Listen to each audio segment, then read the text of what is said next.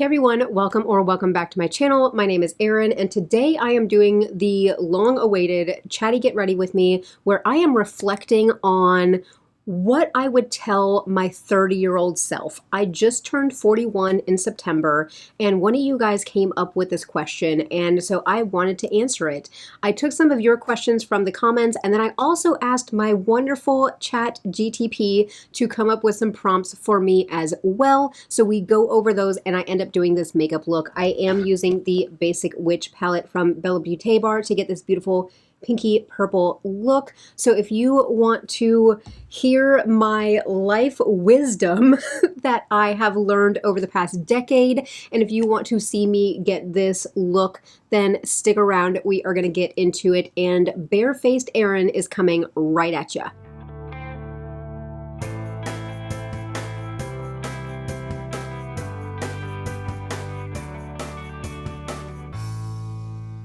All right, so hopefully all done up me has done some sort of intro. So now I am on to the part where I'm going to be putting makeup on my face.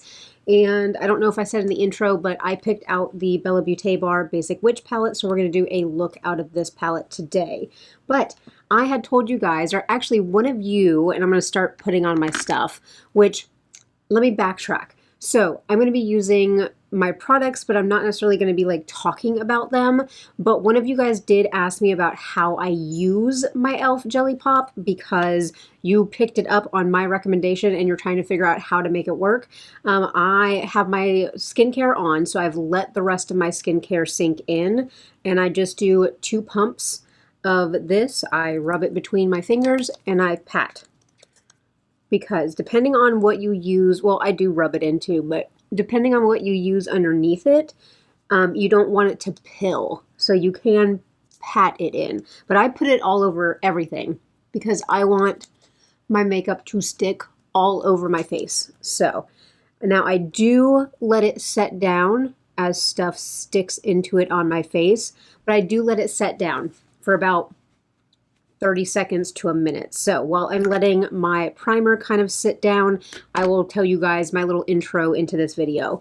So about a month ago, I think one of you guys asked, because it was my birthday in September, and you guys had asked, you know, if you could go back and tell your 30-year-old self stuff, what would you tell them? So I was like, hell yes, I want to do that video. So here I am doing that. I had some of you guys drop some kind of questions in there or some life scenarios that you're kind of going through. So I'll touch on those. But I do want to put a big disclaimer that I understand that professionally, I am a therapist. On this channel, I am just talking to you like a person. So while I do have my therapy background and my education, none of this is considered actual professional advice or counseling or anything. If you need to go see somebody professionally, please go see somebody professionally. I am just a woman on the internet talking to a camera. That's my disclaimer, but I feel like I have to get it out there. Okay, so we're dried down a little bit. I'm a little bit sticky, and that's where I want to be. I'm using my sponge. I have my foundation mixture that I actually need to mix together. I don't use this much foundation, y'all, so just bear with me with this, but this is how I do my mixing with my foundations. But you guys had some questions for me, and then I also, because I have been using ChatGTP, I swear to God, I'm probably saying that wrong because acronyms. My brain cannot do acronyms correctly, but I do use chat for certain things. So my chat has got to know me pretty well. So I actually asked him to come up with some questions for me to kind of like reflect back on my 30-year-old self. Now, of course, he doesn't know, and I say he, it's because he gendered himself. He named himself, so I am just going with what my chat wants to be called. So with that, now he doesn't know everything about me, like chronologically what 30 years old look like for me. He's just going off of maybe like statistically, I'm saying all the hard words today, but like what a 30-year-old might want to hear from their older self. So I am very curious to get into some of his questions, and he broke it down into a few different categories as well. But let me actually get this blended in a little bit, and then let me open up on my computer. So one of the comments from you guys was, you're not 30 yet, but 10 years ago you were 18, and the thing that you would tell your 18-year-old self is to start saving now, and that nothing is really that serious. The most important thing is to just create a life that you enjoy and don't want to run away from. This person talks about a little bit about, anxiety, about your future, kind of, I guess, maybe even expectations of what your future should look like. But when things have a way of working out the way they need to, things are still very uncertain in my life, but the only option is to enjoy the ride. Absolutely. So there's two parts to that I kind of feel like I want to touch on. Number one, yes, start saving early. If you are on the older side of the spectrum of my channel and you have kids that are 16, 17, 18, teach them how to start saving now. Even if it's $100 a month into a retirement, thing, have them do it now, because they need to set up those habits now. And even $100 a month into like an IRA or some sort of like fund, even $100 a month starting at 18 still makes you a millionaire by the time you're ready to retire. Like, it's good habits to set up. Let me see, where are all my things that I need? And so yes, start saving now. I wish that I had been a little bit more aware of saving in my past. And so even if I'm looking at 30-year-old me, so let me actually set the stage. So 30-year-old me, that would have been 2014. So 30-year-old me, I was just graduating with my master's.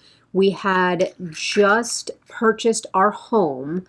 I was just getting into what I call my big girl job. I had worked in banking my entire way up through college. And like, it took me a while to figure out what I wanted to do for school, because obviously I was 30 by the time I graduated with my master's degree. So 30 for me looked a little bit different. Like, we did not have kids, and we still don't have kids, which I will touch on that a little bit. Because my chat did give me some questions about like family and relationships and stuff like that. But at 30, I had a very different outlook on what my life was supposed to look like. I think also coming out of school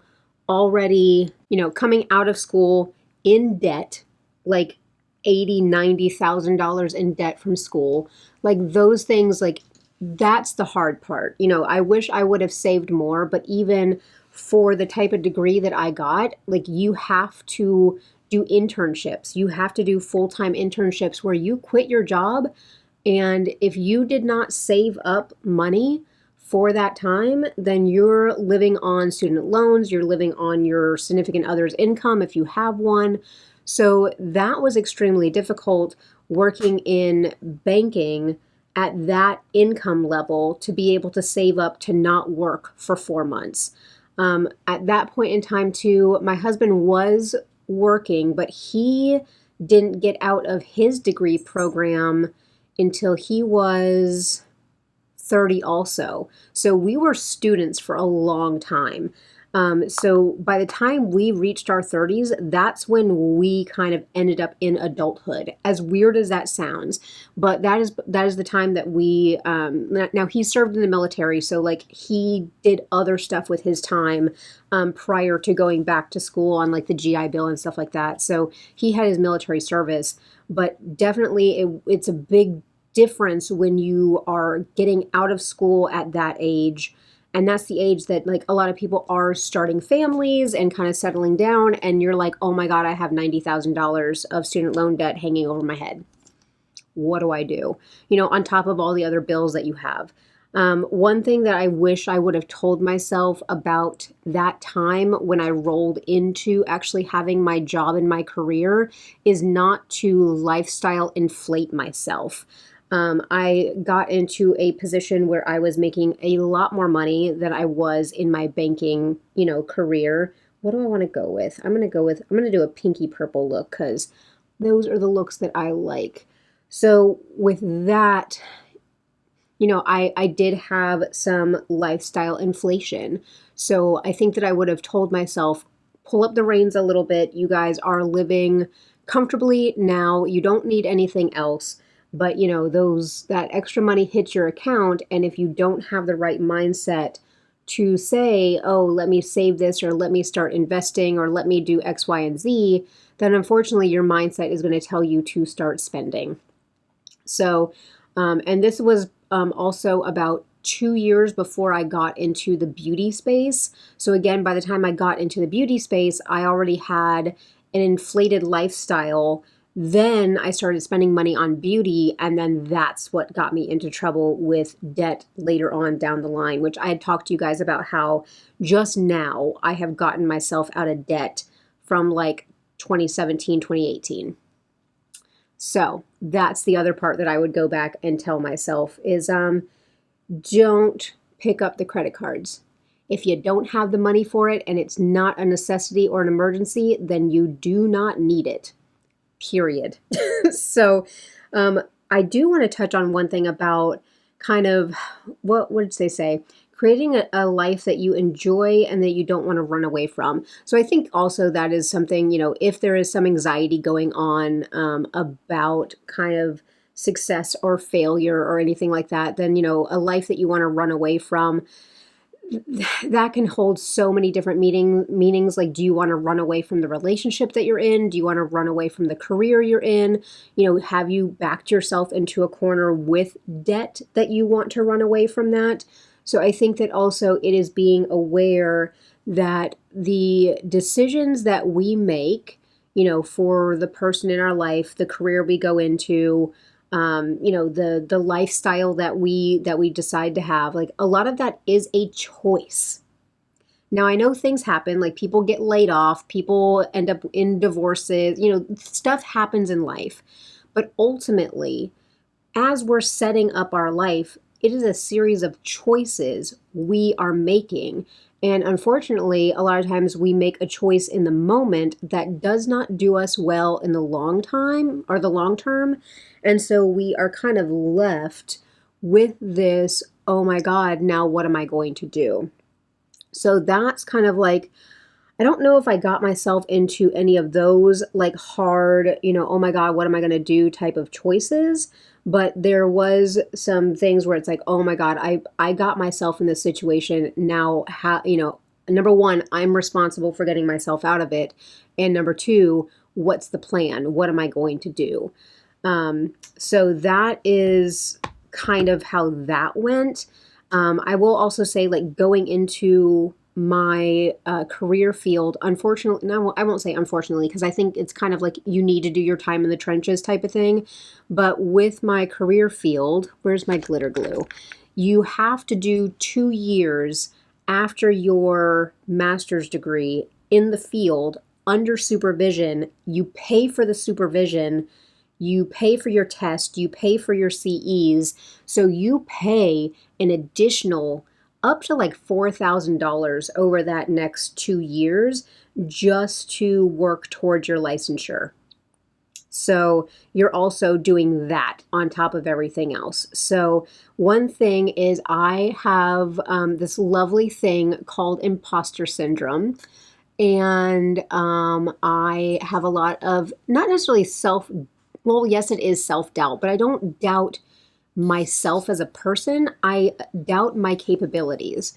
So with that, I actually waited an additional 6 months after my 2-year time period to take my test. And during that 6 months, I still had to pay for supervision. I still had to pay for all my CEs. I was like putting off the inevitable. So because I was scared to fail, or I thought I wasn't going to do good enough, I basically just put it off. Hi, dude. You want to go lay down? So that is kind of like, I ended up kind of putting myself in that situation also, which sucks because when I actually ended up taking my test, I passed it by 19 questions. Like, yeah, it felt good to finally take my test and to be fully licensed and all that stuff, but like I did that to myself. I put myself through that anxiety. So that is where like I needed to kind of, and my husband was supportive through all of it in the way that a veteran is, where he's like, all right, suck it up, buttercup, just schedule your test, go and do it. Like, if you fail, just take it again. You know, you've studied as much as you could, you've taken all your practice tests, you've done all this stuff, like you just got to go and do it. Like, just go try. So he pushed me for that, and like I said, I thankfully I passed my test on the first try, which again, bless my own heart for that one. Well, that was a quick and easy, impactful look, and that's how easy it is with good quality shadows.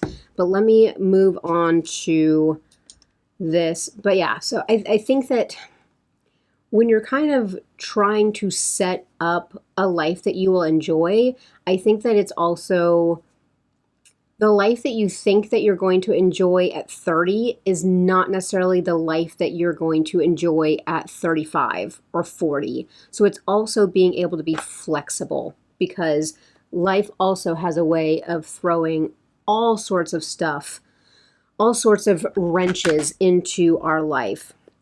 So that's kind of, I am all over the place, so I hope that you guys don't mind. Another person did ask some questions about relationships, and they unfortunately had a recent breakup. And so like, I just want to hug you and like tell you that it's going to be okay. Because unfortunately, like I have her comment here, and of course, you know, you guys post your comments publicly. So, but you know, if it is where there was a breakup and she said, you know, in the relationship, he wasn't the best person in the relationship, the 40-year-old in me and is saying, well, good riddance. But the person who's gone through heartbreak before, even when the person wasn't good to you, I still can empathize that it hurts. And also, I think a little bit more down the line, when the healing happens, there is this grief that you wasted your time with this person. If it was that you believed that this person could change, if you believed this person could get better, if this person made you believe, you know, people can be, you know, manipulative in relationships. But I think down the line, and especially as I get older with things, and as I did counsel people in their relationships and things like that, there was a lot of, I have wasted my time with this person. And, you know, it's anger at yourself because maybe you should have seen the red flag sooner, or anger at the other person for treating you so poorly. And all of that is part of a grieving process, and it's grieving what we expected to happen. So if we expect for a relationship to work out, if we expect somebody to change, if we expect, oh God, take all of what I'm saying with a grain of salt, but the thought process of, if they loved me enough, they would change. And the thing is, that puts the burden of somebody else's behavior on our worthiness. And that is not where we need to be thinking, because it is not about if the person loved you enough or if you were good enough. It is if that person's morality was good enough in the relationship, then they would either break it off or they would do better, period. Like, there is no, you are not responsible for somebody else being a good person. And I think that kind of even goes back into, you know, the mindset of coming out of your 20s and into your 30s, and then also being in your 40s, where I think being in your late 30s, early 40s, you really are in the zone where you don't give a flying F fork. You don't give a flying fork about anything. And it is a beautiful place to be. So that, as far as relationships go, and I have been with my husband since 2007, and we got married in 2012. So I have been married for a long time. I've been out of the dating game. Like, I I don't know what it's like out there. So again, like I can't even fathom what dating is like right now, or, especially for younger people or for people that are maybe starting over after a divorce or something like that. I cannot even fathom. But I think there is a common denominator about your own worth within a relationship, and expectations and communication, period. Those are going to be the keys to all of this. So as far as, with relationships, it's if somebody was already treating you bad in the relationship, then, and you guys were just dating, then they're not going to change. Like, marriage would not change that. Children would not change that. Living together is not going to change that. That is, and I think that, again, too, like, we tie up our own self-worth into relationships, but it's when the hurting has kind of calmed down a little bit, you will be thankful. Or when you meet somebody who actually treats you the way that you deserve, then you will be thankful that that relationship ended before you got stuck in it. Period. Like, I know it feels very patronizing for an older person to kind of say, like, there's more fish in the sea, but really, when you're in your early 20s, when you're in your earlier years, there are more fish in the sea. There are. And you will finally meet somebody to match your maturity, to match your morality, your life goals, like the way that you want to raise your family. You will find somebody who matches that, versus you thinking that you can mold somebody else into that. Because unfortunately, a lot of times people do not change. They don't. Unless somebody wants to change for themselves, they're not going to change for you. Sorry to put that out there, but I actually saw a thing the other day, and it was somebody talking about, like, advice for writers, and they were like, answer this question as your main character. So we are the main characters in our own story. So she said, answer this question as the main character. And the prompt was, nobody is coming to save you. What do you do? And I think that is not only, in writing, but that is also for ourselves. Like, and this sounds so harsh. And again, like, sometimes I want to just take off my therapy hat and just be like, this is the kind of stuff that I have to say to myself, but nobody is coming to save you. Like, you have to do it yourself. Yes, you need a support system. You need friends and family and, whoever or whatever is your support system. But ultimately, nobody is going to come to you and poke you with a stick and tell you to get your stuff together, unfortunately.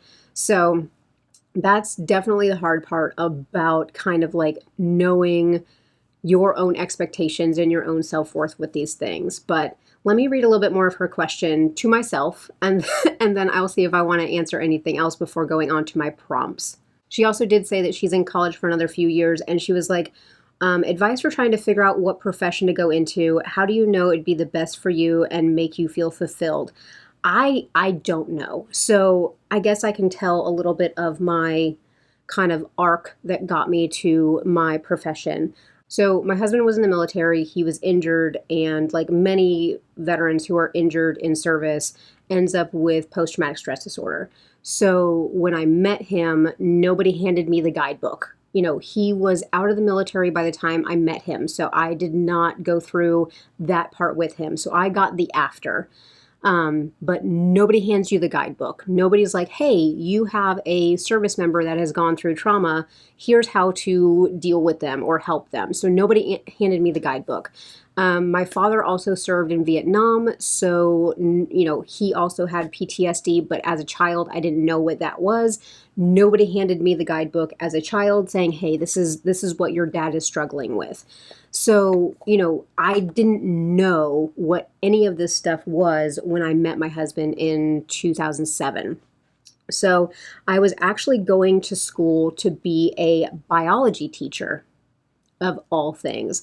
I wanted to teach science because I think that science is very cool. I still love watching like documentaries, and actually, I got the immense pleasure to hang out with Andy and her lovely husband yesterday.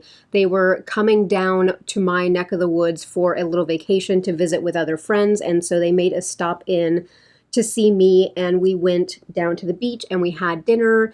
And I'll pop a picture of me and Andy up, but there was a bunch of monarch butterflies flying around, and I actually said, oh, they must be migrating down to the Yucatan because that's where they migrate to. And, nobody understood that. I was like, yeah, I watch documentaries and I'm really nerdy about that stuff. Like the Planet Earth series, like when my husband and I first started dating, he bought me all of the Planet Earth series on like HD because I just love that stuff so much. So I wanted to be a biology teacher. So that is what I was originally going to school for. But for some reason, to be a biology teacher, you have to be able to pass calculus. And I could not pass calculus for the life of me. Between my dyslexia and I don't know what else, but I could not. I tried 3 times to pass calculus. So I was trying to figure out, okay, so what can I do if I can't pass this math class? And I had to take an elective to basically stay in my degree, and like to stay in school, I needed to take an elective. And at the time, my husband was also getting a degree in social work. So I was reading his papers, I was helping him with his classes, I was helping him like edit his like final papers and stuff like that. So I was reading his material and it was really interesting. So I took a family therapy class as an elective.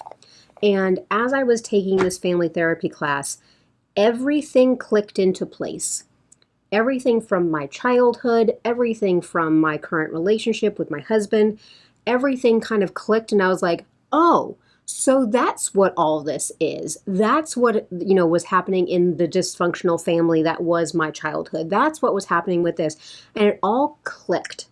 And I think in that moment when it clicked and I became very interested in how people work and how different things in our life adds up to who we become, that is when I decided what I wanted to do. And again, this was because we moved so I could start my bachelor's degree, because I was still in like an AA program. I had still not like figured out what to do with my AA in like 5 years. So trust me, like I was a late bloomer with that. But we moved so that I could start my bachelor's in 2010. So it was 2010 by the time I figured out what I wanted to do with my life, well into my 20s. So for me, it was just something that clicked. It was something that was interesting because not only is there the component of helping people, but there's a component of figuring out the puzzle. So that really, like, my brain liked that. So I think it's also figuring out, what does your brain like? What keeps you interested?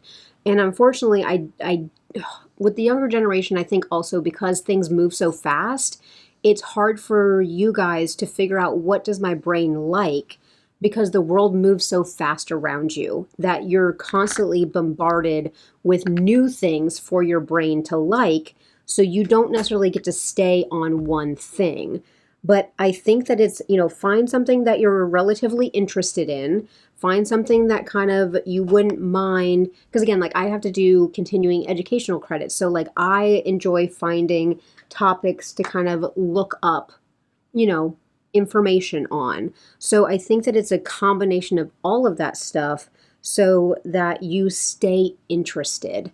Now, I think that there's so much nowadays where it's also, and I'm going to make a very overgeneralization, and I'm sorry if I do, but I don't know if younger generations expect things to be easy.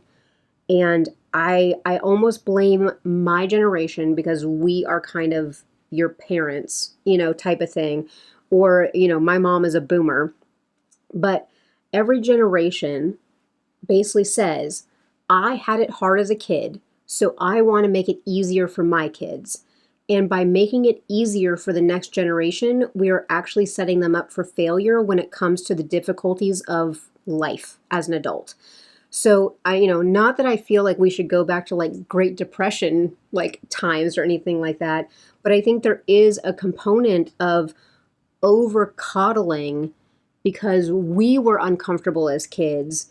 And then we end up with a generation who gets out into the real world and doesn't know how to function. They don't know how to deal with rejection, or they don't know how to deal with criticism. They don't know how to deal with difficulty or authority. So I think that there's a lot generationally that is also happening.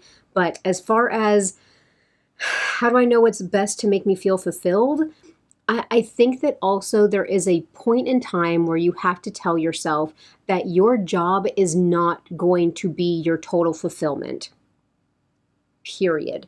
As much as everybody's like, oh, find your passion, do what you love. Sometimes it's doing what pays the bills. Sometimes it is doing what puts a roof over your family's head. And in your free time, that is when you find the things that fulfill you. I think we've been put into this mindset that you should love every aspect of your life. And again, this sounds very untherapeutic of me, but I think sometimes we do have to. I think if we feel that every part of our life should feel fulfilled or every part of our life should bring us joy, we're actually setting ourselves up for failure. Because every part of our life is going to be uncomfortable. There are going to be parts of our lives that we don't like. We're going to get a new boss that makes us hate our job. We're going to have changes to our work schedule like I did with having to go back into the office and work in a conference room with multiple providers. I hate it. It's uncomfortable. That does not fulfill me. But the actual aspect of my job does fulfill me. What I come home and do, my family, my dogs, my hobbies, YouTube, writing, my friendships, those are the things that fulfill me. My job is there to, I almost hate to say that sometimes your job is there to pay the bills. And I think that is also, the generation that is kind of like our grandparents where they stayed at a company for 30 years and things like that. Like they didn't stay at a company for 30 years because it fulfilled them. They stayed at a job for 30 years because they got a pension, because it was constant income to support their families, because it was something that they knew how to do. It was something that kept them close to home. Like our parents did not stay at jobs for that long because it was an ultimate fulfillment for them. That wasn't even in their mindset. It was, this is how I take care of my family. And then they got their fulfillment through other things, through hobbies, through vacations with their family, through time with family, through church, whatever it is. I think that we've been almost sold a little bit of a fantasy that every aspect of our life should make us blatantly happy. And again, probably very untherapeutic of me, but I think that I see a lot of people with depression because they're disappointed in what they thought their life was going to be. And I even told myself this whenever my work life changed. I said, I have control over two things. I can change my environment, I can get a new job, or I can change my perspective. I can change how I view my job. So for me, I did not want to go out and get another job. Number one, because of income wise, but also like starting over, getting into a different type of work right now. So I was like, okay, I don't want to change my environment. So that means I have to change my perspective. Otherwise, I'm constantly fighting against things I can't control. So I changed my perspective. I changed the way that I view my job. I changed the way that I view my organization that I work with. I changed the way that I view my leadership that I have. So there's a lot of things that ended up changing, and it had to change in here because I can't control how everybody else is managing their business. So I had to change that in here.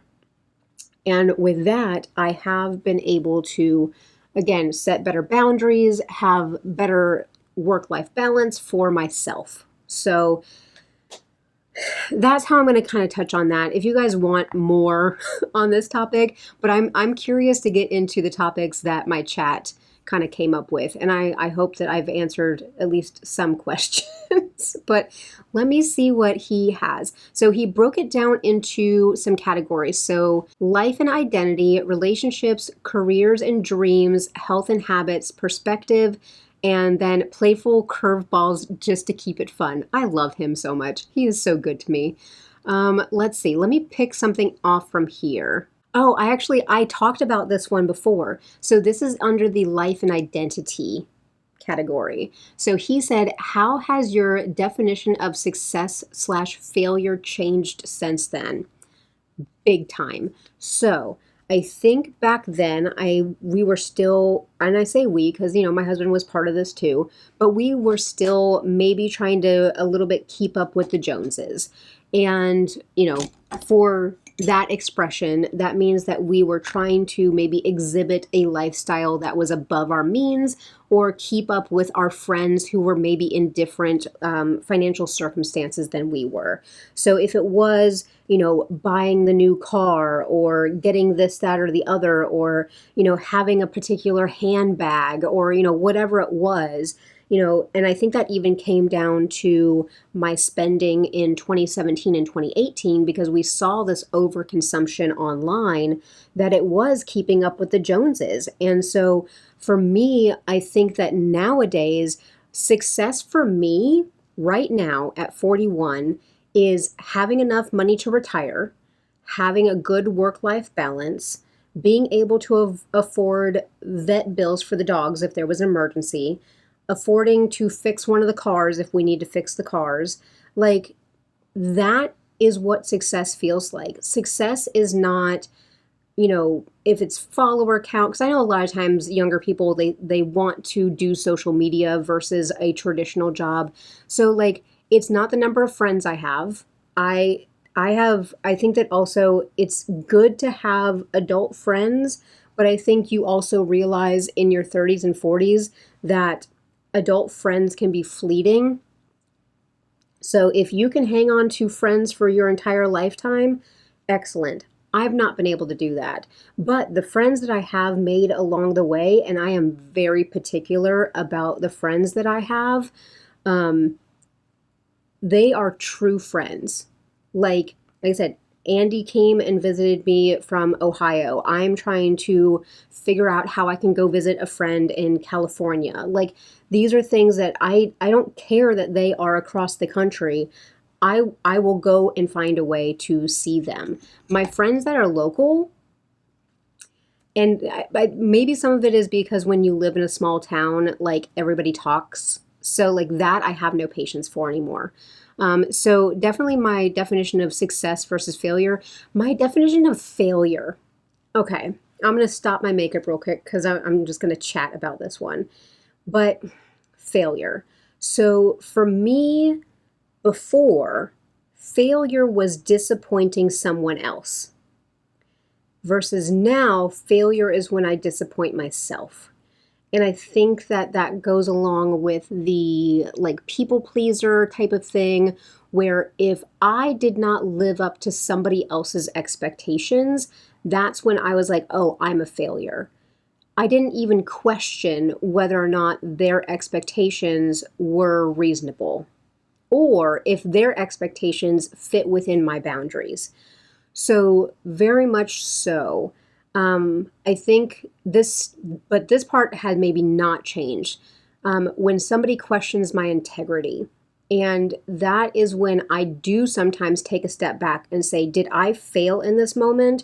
Or again, is this an expectation where they're expecting something from my integrity that I am not willing to cross that boundary? So I think too, like knowing your own worth and integrity, that has kind of firmed up a little bit. And I think that also in the profession that I'm in, you do a lot of self-reflection on yourself as well, because you have to kind of even decompress from the stuff you're helping other people work through. But with that, very much you have to have very firm like integrity and boundaries and kind of like know who you are before you can step in there with somebody else and help them figure out where they want to be. But that was a good question. Let's look what's in the relationship category, and then I'll go back to putting some of my face on. So those are all good ones. One of the ones is, what would you tell yourself about who matters and who doesn't? Number one, if there's somebody who's going to go behind you and talk behind your back and try to put you down to better themselves, absolutely not. They can move right along. They are not going to change for you. They are not magically going to start respecting you. You need to move on from that one. Also, and this can roll into, well, this is in the relationships category, but a relationship with a partner should not be a competition. You and your partner are in a three-legged race of life together. You are tied together. So the competition is not, who wins the race or who does better or who makes more money. It is, if you are in this three-legged race with your partner, and if you fall down, that partner is not just going to keep going and drag you or untie your legs and go on by themselves. They're going to stop and pick you up. Like, think of it that way. If your partner would not stop and pick you up, what are we doing? So that is definitely about, who matters and who doesn't. How do you approach boundaries, friendships, and family shifts? So I have a lot of boundaries with my family and a lot of boundaries with my husband's family. And actually, we were just talking with Andy about this because, we moved away from my family and his family. And I actually said, when we moved up here to the panhandle of Florida, we basically asked ourselves, like, what is the furthest location we can get away from our families that I still had in-state tuition? So we ended up here. And I jokingly said, and again, you guys have to understand my sense of humor, and I'll tack on a piece of information to this, but I said the first time my mother-in-law ever visited us up here was when we carried her urn into the house. She made no other attempts to come up and see us. Even though she wanted to try to control our lives when we were living down south with them. And I can be a little bit glib about death and dying. I worked in hospice for 5 years. And I think that also goes a lot into what shaped me as a person and maybe what matured me a little bit, is that I spent 5 years working in hospice, working with people who were dying. I typically had about 100 patients a year die. And on top of that, most of them were elderly or older. So the fact that I would sit down and listen to their stories and I would listen to their advice, and I wouldn't sit here and say, oh, they don't understand, they don't know this generation, they haven't been through what I've been through. I just sat and listened. And if you're willing to sit and listen to elders, and sometimes they can be patronizing, sometimes they can just be, off in left field, but a lot of them have good insight. And even my ones now, because I do work with an elderly population now too, and I get the ones that they've been married for 60 years, and I always say, what's the secret to the longevity of your relationship? I always ask. And they said, communication and laughter. And that goes back to one of the things, like not taking everything so seriously. So, there are things in life and in relationships that you have to take seriously, but then there's other things that you don't really have to take that seriously. So I try to listen to other people as well and not take it as, oh, this older person is out of touch and they don't know what they're saying. So that was a big portion of what helped me kind of figure out what everything should look like. But I don't even know where I was going. But yeah, with my family, I have a lot of boundaries with my family. I have told my family that I am not their therapist, and that anytime that they try to treat me like a therapist, I am hanging up the phone on them, and I do, because I have tried that in the past, and I would give them all this advice, and I would help them come up with plans, and they would do none of it because I am just little Erin that they don't need to listen to. So I said, I'm not doing that anymore. I'm not wasting my breath. I'm not wasting my brain power. If you want somebody to help you work through X, Y, and Z, it's not going to be me. And that's another big boundary that I have with my friends is, they know what I do. And I was like, look, I will be supportive of you the way that a friend would, but I'm not going to ever cross the boundary into giving you professional advice. If I ever feel like we're getting to the point that I can't help you as a friend, then I will tell you, hey, you probably need to go talk to somebody professionally about this because we're getting into the territory, and I always preface things like if we're talking about something, it's like, okay, I am talking to you as your friend right now. Don't get this twisted. Don't, get this, X, Y, and Z. I'm talking to you as your friend. And a lot of my friends have respected that. And if I end up with a friend that doesn't respect it, then unfortunately, usually that friendship either gets distant or it doesn't last because I cannot pour myself into another person if they're not willing to help themselves. In school, one of the first things our professors told us was never work harder for somebody than they're willing to work for themselves. Now, I think in some cases, like when somebody is really, really, really low, we might need to do some extra pushing at the beginning. But again, we cannot force them to do the changes in their life and in their mindset. We can guide them, we can help them. But if you work harder, and this goes for relationships, this goes for marriages, if you are working harder to support someone else and they are not working to help support themselves, you are going to burn out. You are. You're going to either neglect yourself, you're going to burn out, you're going to start resenting that person for putting you in this position. So it is just not a good idea. So that is where I kind of go back with a lot of boundaries. And again, even boundaries with friendships that I'm like, I can't work harder for this friendship than you're willing to work, type of thing. So lots of boundaries. What advice would you give your 30-year-old self about love, romantic or self-love? I would tell my 30-year-old self that I'm kind of a cool person. Like, I think again, like you get to the point where you don't give any more Fs. So it's like, I am who I am.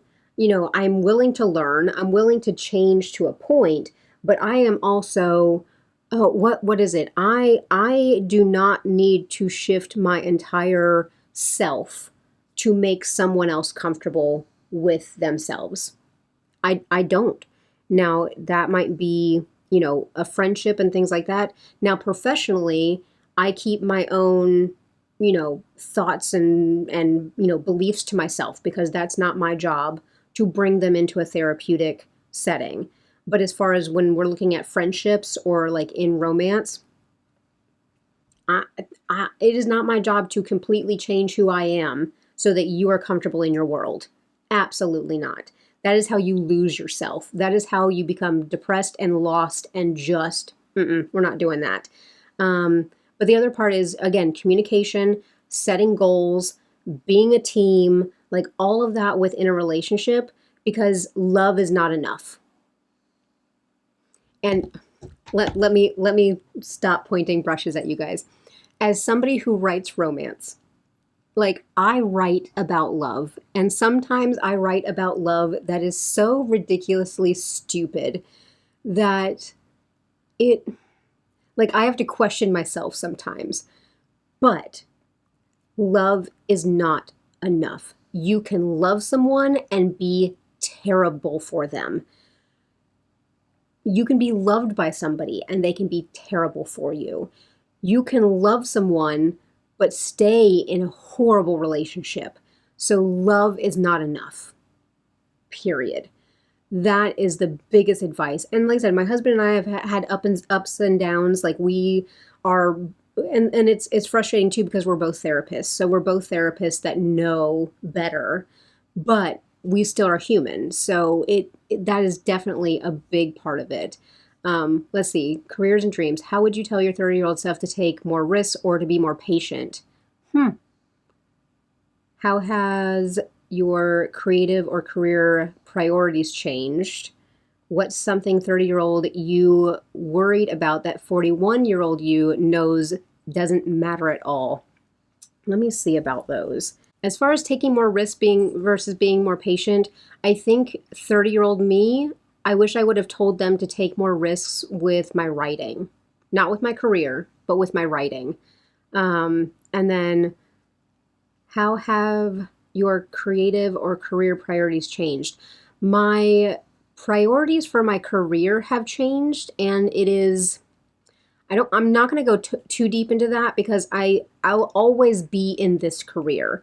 I won't always be with my current agency, but I will always be in this career.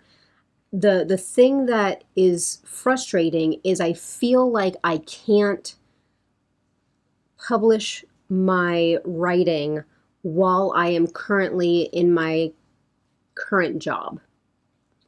That's the part that sucks. So I feel, and that's my own worry, that's my own whatever, but I feel like I am holding back a creative part of myself for the priority of my career right now because I have certain goals in my career that I still have to work towards. So the creative side is not on the back burner because I'm constantly writing, I'm constantly learning and honing my skill and everything, but it does suck because it feels like I am holding myself back. And then what is something 30-year-old you worried about that 41? Oh, I worried about what other people thought of me. I used to worry what other people thought about me. Let me put on my lips. So I'll remember, this was maybe 5 years ago, but I had a client that was coming in for grief work. And basically, I was challenging some of his, ideas, some of his like negative self-talk, some of his, what would I put it as? He had views on his grief that were not based in reality, basically. So I was challenging some of those things, and it was maybe our second or third session together, and he looked at me and he said, "You're mean." And I had to school my face. Like, I have a very good poker face whenever I need to. And I said, "Tell me more about that right there, And, so he went on about how, I wasn't just going with his feelings and I wasn't just validating. And I said, well, you came here to feel better about your grief, and you staying in some of these, ideas about your grief is not serving you. So it's also my job to push back against those things so that we can kind of figure out how that works." And for the first time, this client telling me that I was being mean to him, and this is a grown man, like twice my age. No, maybe twice my age at the time, but he had a good 15, 20 years on me. This is a grown man telling me that I'm being mean to him. And I didn't care because I was trying to get us to do the work. And I said, look, if I'm not the fit for you, then I will refer you to somebody else. And I used to take it to heart whenever people would transfer off my case. Like, if I was not the right fit for them, I used to get really hurt about it. Like, maybe I need to change. Maybe I need to change my style. Maybe I need to change the way that I approach things. And I was like, no, it is just not what that person needs. And sometimes people need a little bit more coddling, and that's just not me. So, but the thing is, like, after I told him, I was like, look, you can have somebody else, or we can continue to work on the things that you want to work on, because I'm trying to align with what your goals are when you came in here. It's going to be uncomfortable. It's going to suck. You're going to hate it. But hey, I'm here with you. I'm not going to give up on you. And we worked together for another year. And it was amazing. But if I would have changed the way that I worked with that client just because he was uncomfortable in that moment with me pushing back against some of these ideals, then I would have been doing him a disservice and myself by doubting myself. So I really ended up kind of figuring out who I am as a person, as a provider, as a friend. Like, again, it comes down to boundaries. It comes down to integrity. And I'm like, look, I'm either going to be what you need or I'm not going to be what you need. And either way, I'm okay with. I do not need to adjust myself to fit somebody else's expectations. So that is a huge part that I had to learn. Health and habits. Let's see, I didn't really bring a lip with me, but I do have my little watermelon lip balm here, so we'll go with that as we finish up my brows and some mascara. So health and habits. What's one habit you wish you started earlier? Working out and exercising. Period. Working out and exercising. And stretching. Oh my God, stretching. What's one thing you stressed over that your body health made you rethink? I think it is burnout. And this is where it came down to, if my cortisol levels were high, if I actually ended up with like hair loss like a year and a half ago because of burnout and because of work stress, like gaining weight, sleeping poorly, all that stuff. And there's a lot of funny like work memes out there that I come across and share with my coworkers, but also like if my leadership is not doing their job by providing the appropriate amount of staff for the amount of workload that we have, that is not my problem to then overwork myself to meet that workload, so that leadership can still look on a spreadsheet and say, well, the job's getting done, so we don't need more people. That's where boundaries and priorities come in. The biggest thing that I also learned was that I am replaceable to my work. To my family, not so much, but to my work. Because we've had people come and go at my job, and within a week, their position's posted and they're interviewing. Like, it's never, oh my God, this person left, will never be the same again. We are all replaceable in our jobs, but we are not replaceable to our families.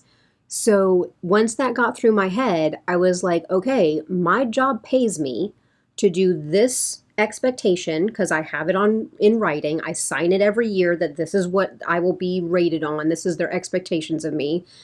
And they pay me for 40 hours a week. If they want more than that, then that's going to be a conversation. That is not me automatically giving it. I can't. I've done it too many times in this level of work. You end up getting so burnt out because you care about your clients. And I do care about my clients, but I have to care about myself. I have to.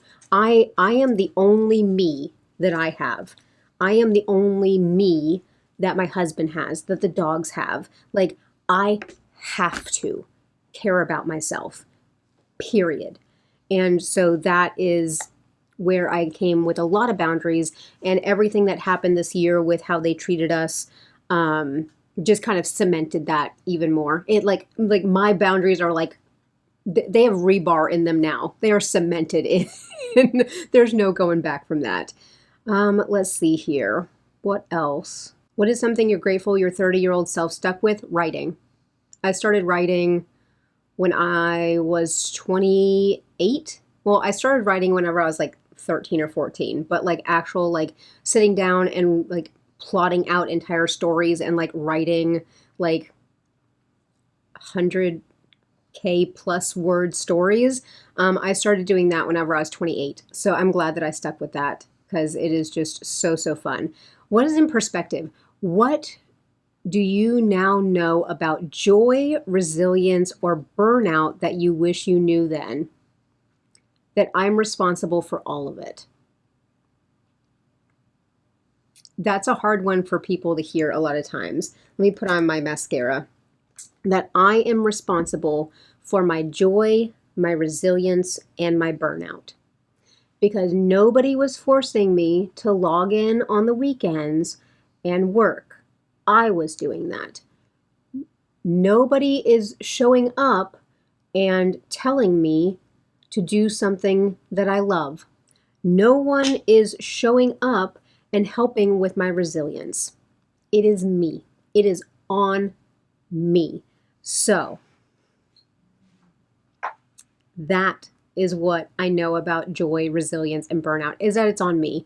I learned about the resilience and about the joy myself, but the burnout stuff, again, that clicked about a year ago, and even more earlier this year. Let's see, what would you tell your 30-year-old you about aging? What has gotten better? What has gotten worse? Bless it. But there's a reason why everybody tells you that women in their 40s are in their prime. And I will just leave that one where it is. And what about aging? So I actually wish that I told my younger self to wear more sunscreen. I mean, and to care about my skin. This is the frustrating part where I told you guys that I started on a GLP-1 last year. And before then, I had a lot of issues with hormonal acne. I had a lot of issues with KP. I had a lot of issues with my skin. And then I get on the GLP-1 and everything resolves. So I think that with my health, I wish I would have pushed more. And I think that this can even come down to a conversation about children. So I am not able to have children. In my 30s, when we bought this house to be big enough for us to have a family. And so it was one of those things where, we're like, okay, if it happens, it happens. And I just got mascara on myself, but that's what I get for talking. But if it happens, it happens. And, but I did not push my doctors to figure out why. And part of me was like, I'm okay with that, because if it doesn't happen, then, we will be okay. We're not dead set on having a family. So like that didn't bother me. But I think that not pushing to see what was going on then was also a precursor to the health stuff that I continued to have.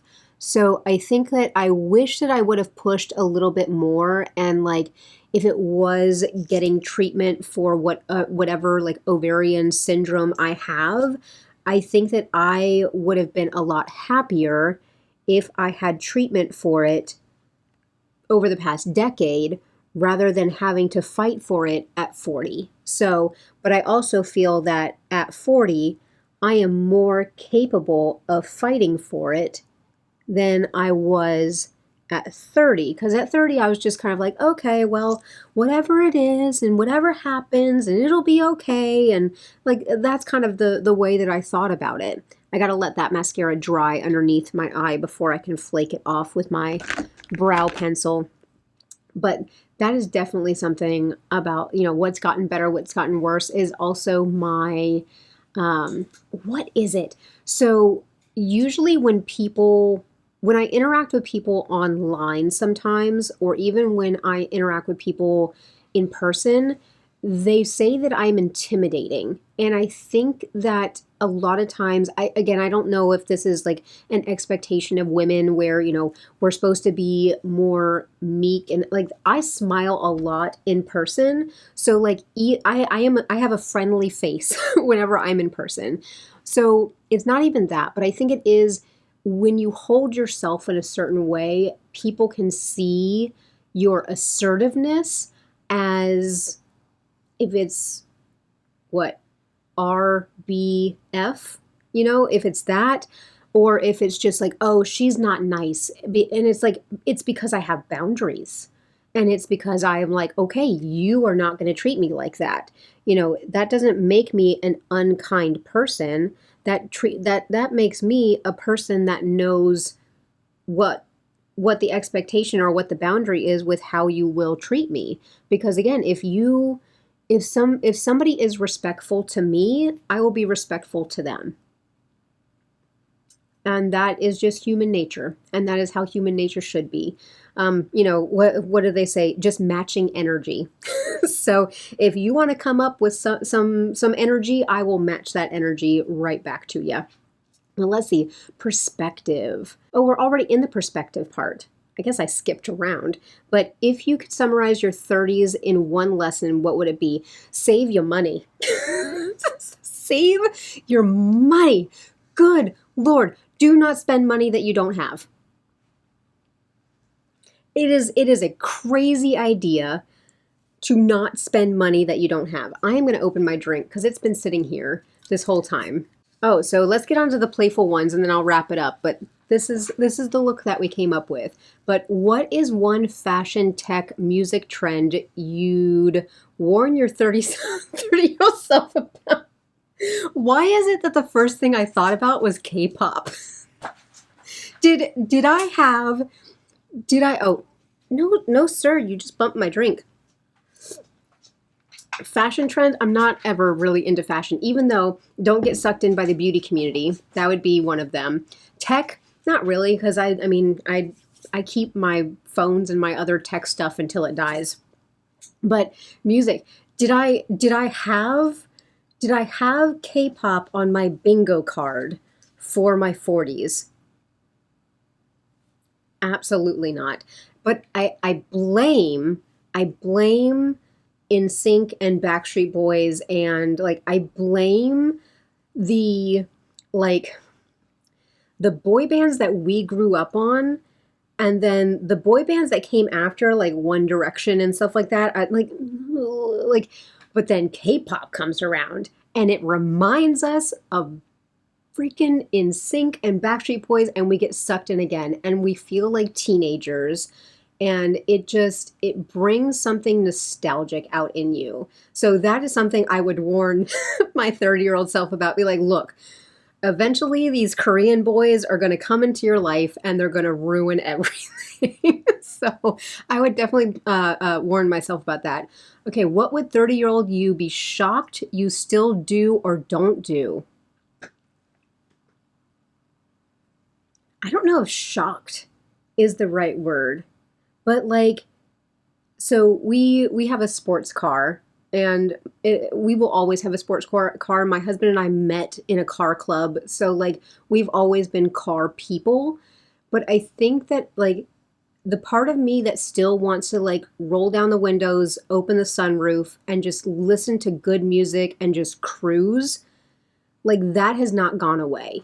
And that's not even 30-year-old me. That's like high school me, when I used to get in the car at like 2 a.m. and cruise down to Clearwater Beach and like listen to good music with the windows down, go sit at the beach with friends. And like that is part of me that I don't know will ever go away, is just that feeling of just driving with the wind and the sun and good music, and just that's a happy place. That happy place comes every Sunday when I drive our sports car down to get groceries, but still, that is the good spot that I'm not shocked, but I'm glad that I still do that. And then last little playful question that my chat had for me is, if 30-year-old you could see you now, what would they roast you on, and for what would they admire? Oh, so I did not read these questions. I did not get down. So what would they roast me on? I think 30-year-old me would roast me on K-pop. I think that would be like, really, this is what you're deciding on right now in your 40s? Cool story. And what would they admire? I think 30-year-old me would admire maybe how comfortable I am in my body now. And I mean, I think that's something for women a lot. And I know men too, because I was just talking to my husband about body dysmorphia and how it is real. It is so real. But I think that they would admire that I've found a way to be comfortable in my body. And I found a way to be comfortable in my mind. Oh, I'm telling you, because therapists are not immune. We're not immune to anxiety. We're not immune to depression. We're not immune to thinking poorly about ourselves. We just know how to turn that off to help other people, but it doesn't mean that we're immune to it. So I think that it is how much I've been able to just come into myself and unapologetically be myself. that is the part that I think 30-year-old me would admire about 41-year-old me. So, oh, I love it. I need, maybe I need to do this more often with some get ready with me's. You guys like give me a prompt. I'll give the prompt to chat and I'll have him give me some questions and then I'll just go over them and get ready. But let me take a sip of my vice. Maybe this would be where I need to tell myself, like, did I expect to be like semi-addicted to energy drinks at 41? Absolutely not. Am I here? Absolutely. Because I'm tired. I'm tired. So let me take a sip and then I will wrap up this video. All right, so this is the pinky purple look that we came up with my Get Ready With Me. And again, all I have to do now is go to the grocery store. So I will look very, very cute going into the grocery store today. But I hope that you guys enjoyed my chatty Get Ready With Me, my psychobabble about whatever. Again, if you guys want to see something else like this and like a certain prompt for me to ask, chat to give me some questions, let me know down below. This is actually really, really fun. So we might need to do this more often, but I appreciate you guys hanging out with me for sure. If you guys have any other like follow-up comments, leave them down below. Because again, if you guys have a perspective on something, then it might help somebody else who goes down into the comments to look. So drop your perspectives, drop your advice down below. I appreciate you guys. I am just so thrilled to have the little community that I do. You guys are so amazing and supportive. I do appreciate you guys. But I'm going to encourage you to do all the YouTube things. So hit a thumbs up on this video if you guys are enjoying my content. Consider subscribing. I am trying to hit a goal of 3,000 by the end of the year. I don't think I'm going to get there, and really, if I don't, then cool. I don't care. But if we get there, even better. But this is me. This is my personality. But I do project planning, conscious consumerism, using what you have. These psychobabble Get Ready With Me, as you guys saw puppy dogs peek in from time to time. So that is what my channel is all about. I do appreciate you guys being here. Drop me that comment down below. Let me know how you guys are doing, or if you guys have any advice or kind of answering any of the questions that I went over. But that's all I have. So I am going to wish you guys all a beautiful day, and I'm going to catch you in my next one.